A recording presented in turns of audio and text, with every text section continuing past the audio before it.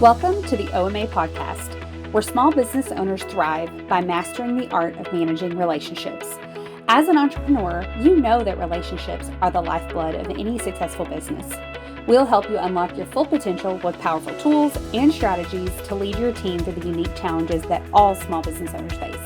Are you ready for growth and success? Let's dive in. Welcome, friends, to another OMA podcast. I am Maria Landers, and I am flying solo today.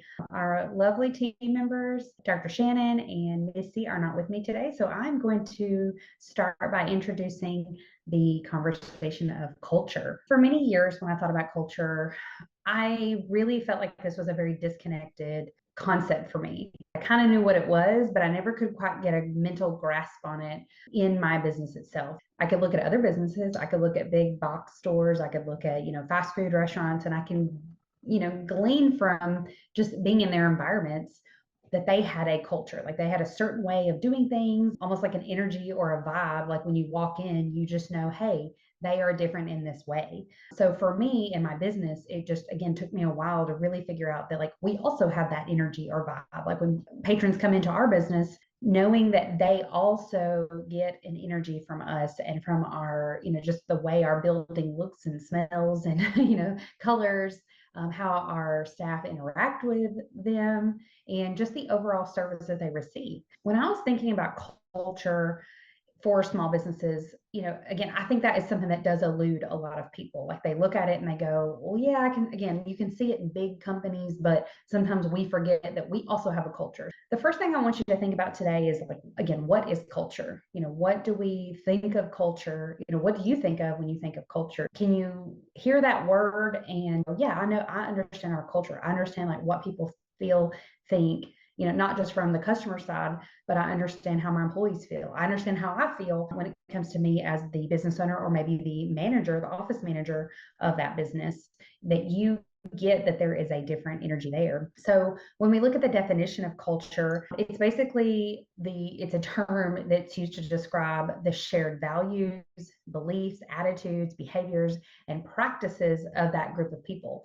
So you've probably been on a ball team or been a part of a club of some sort, maybe as a young person in school.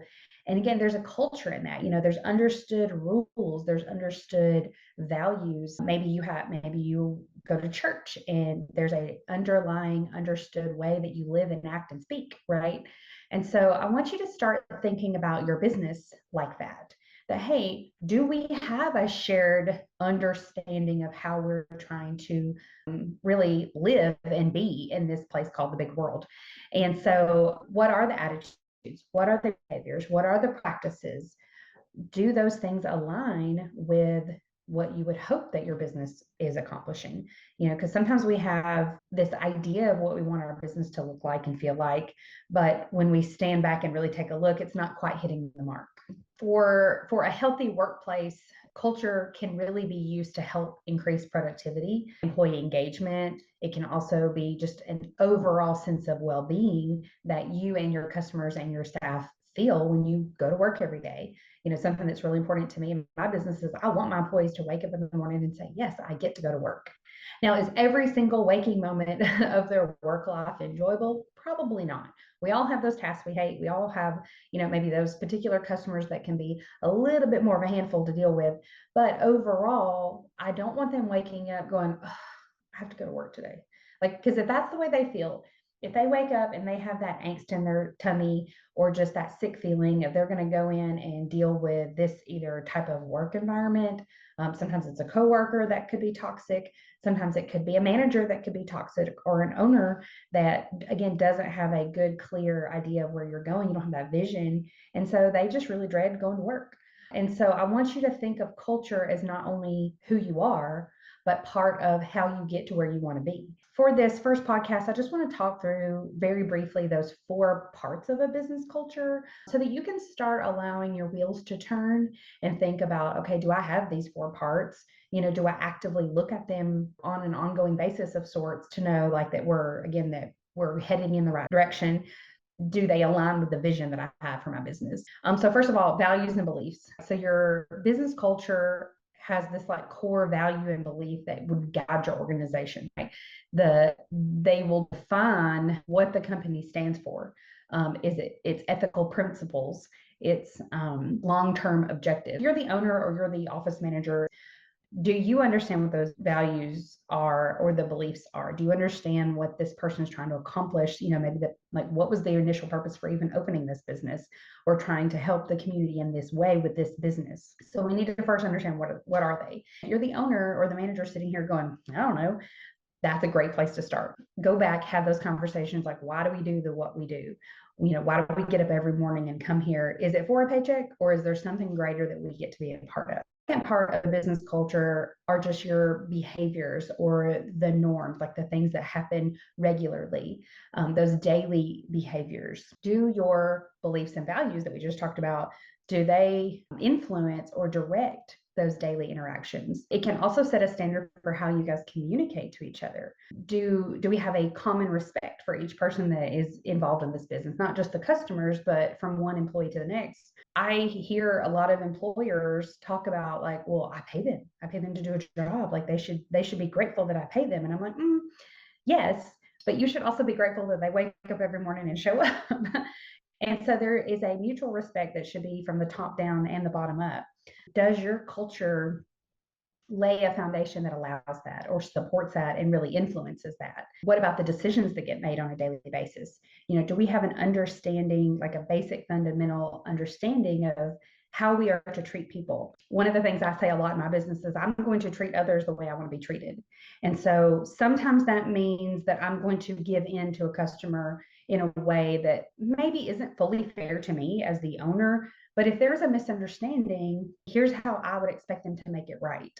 And so I try to look at it from both directions, not just what I'm getting out of that relationship with them as a customer, what would be the right thing to do, even if it does cost me a little bit more in the short term. That's going to build relationship, trust, and so much value for them as a patron of my business that I will make that back tenfold when it comes to revenue, because again, they now trust me more that I'm going to always take care of them and make sure that if something does get off kilter, we're going to work together to make it right. Now, is the customer always 100% right? Absolutely not. There may be times where it just does not work out that way, but I'm going to at least try to see it from their perspective and let that guide the decision that I ultimately make in that scenario. Now, the third part of a business culture is our leadership and role modeling. So does the leadership encompass and really show that they have these beliefs and values? Because they can say that they do, but do their actions follow that? Are they setting an example for their employees on how to act and be and live and function within the inside of this business? So leaders set that example, not just through actions, but what about how they communicate? That can either strengthen or weaken your culture, because if the boss is a hothead, why would we not expect somebody else underneath that boss to not be a hothead or to not, maybe have the most delicate way of dealing with things? Because that stuff always rolls downhill. Lastly, we have the employee engagement and alignment. So this part of your culture is really where we foster a sense of belonging and purpose among those employees. Like I said earlier, I want my employees to wake up in the morning and say, I get to go be a part of this, like that it's bigger than just me or just us as a group. Like we get to serve people in this way. And it aligns back with our values and our beliefs about why we do what we do and what we get out of it, intrinsically get to serve those people in that way. We do want to have positive revenue flow. Obviously, I want to pay my bills and feed my children, but at the same time, like if that were all I was doing, I don't think I would be as fulfilled long term. I don't think I could do what I do long term if I didn't intrinsically love what I get to do. And I want my employees to feel the same way. I want them to wake up and go, wow, look what we get to accomplish. Like it's not just another job to them. So those are the 4 parts of business culture that I just wanted to throw out there to you. Get your wheels turning. And I hope you'll go back and listen through those maybe a couple of times to figure out like, okay, what key part of that maybe am I missing, or have I just never thought of? Or am I hitting the mark in all these places? Do I have a culture that really reflects what I was hoping to accomplish as a business owner? So friends, that's all we've got for our podcast today. We will be back next week with podcast number 2 for this subject. And we're going to talk about what shapes our culture. Thank you for joining us on this episode of the OMA podcast. We hope you've gained valuable insights and inspiration to excel in your business relationships. If you enjoyed today's episode, don't forget to subscribe and leave a review. Your feedback means the world to us and helps us reach more entrepreneurs like yourself.